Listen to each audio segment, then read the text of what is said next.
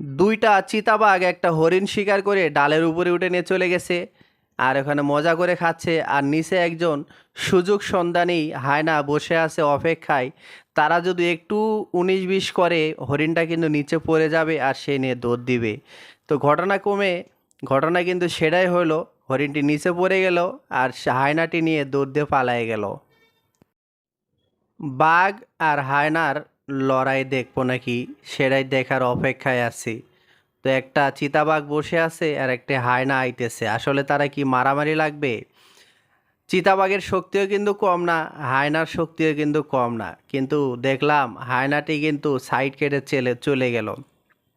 কারণ হায়নারা ছিল একলা, সে চিতার সাথে একলা কখনোই পারবে না, কারণ হায়নার দলবদ্ধভাবেই তারা শিকার করে থাকে।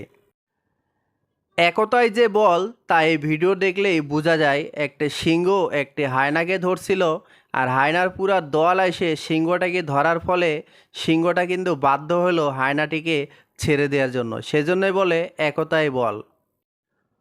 কুমির পানিতে বসে একটা মাছ শিকার করছিল, সেই মাছটায় আরাম করে খাইতেছে। হঠাৎ করে চিতাবাঘ এসে তাকে ধরে নিল। সে কল্পনাও করতে পারে নাই যে এতক্ষণ সে নিজে শিকার করে খাচ্ছিল, এখন অন্য কারো শিকার হয়ে গেল।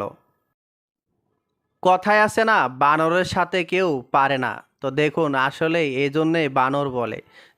চিতাবাঘ তাকে ধরার জন্য গাছে উঠছে, আর বানরের বাদরামও শুরু হয়ে গেছে, একবার এই ডালে যাইতেছে তো একবার এই ডালে যাইতেছে।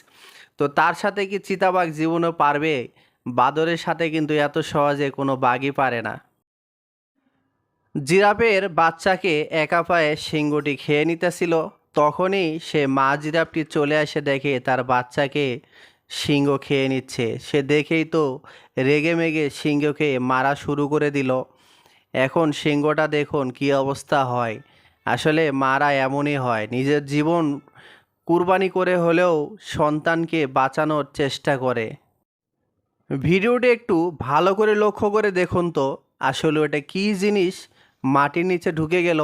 আমি কিন্তু কয়েকবার দেখার পরেও বুঝতে পারলাম না আসলে এটা মাছ ছিল, না কুমির ছিল, না অন্য কিছু। আপনি যদি দেখে থাকেন অবশ্যই কমেন্ট করে জানাবেন। ভিডিওটি একটু মনোযোগ সহকারে দেখুন। একটি লোক পাহাড়ের ধার দিয়ে যাচ্ছিল, হঠাৎ করে দেখে একটা গর্তের থেকে কি জানি শব্দ আইতেছে। তো সে সামনে যখন যায় দেখে তো নিজেও অবাক হয়ে গেছে, এই গর্তটার ভিতরে কতগুলো পাখির বাচ্চা। পাখিটা কিন্তু এখনো বাসায় আসে নাই।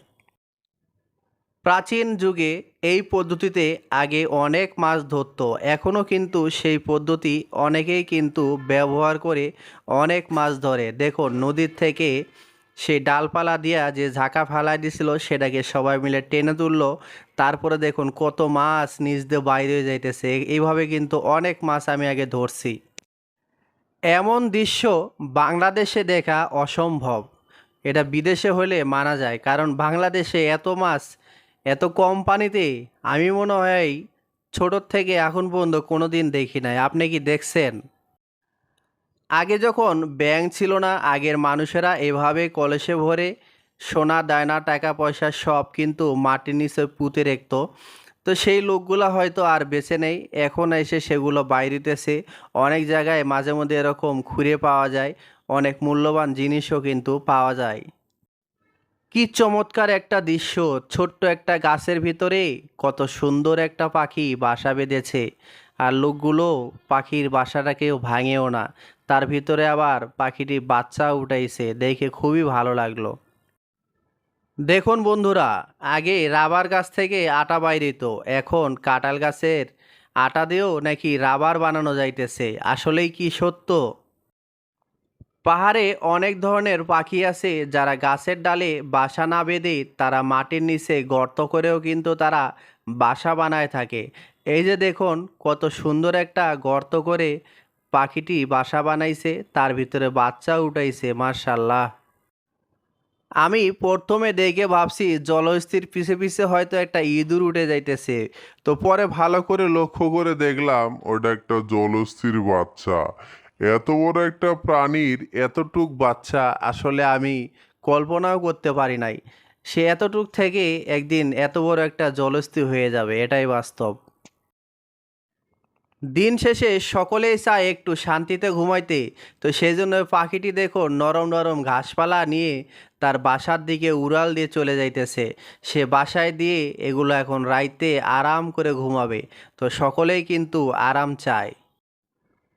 পৃথিবীর বুকে সকল হিংস্র প্রাণী মানুষের পোষ মানে, কেবল মানুষই মানুষের পোষ মানে না, মানুষই বেইমানি করে। দেখুন, একটি কুমিরকেও তারা পোষ মানাইছে, সে মাথা দিয়ে বসে আছে, তারপরে কিন্তু কুমিরটি কামও দিচ্ছে না।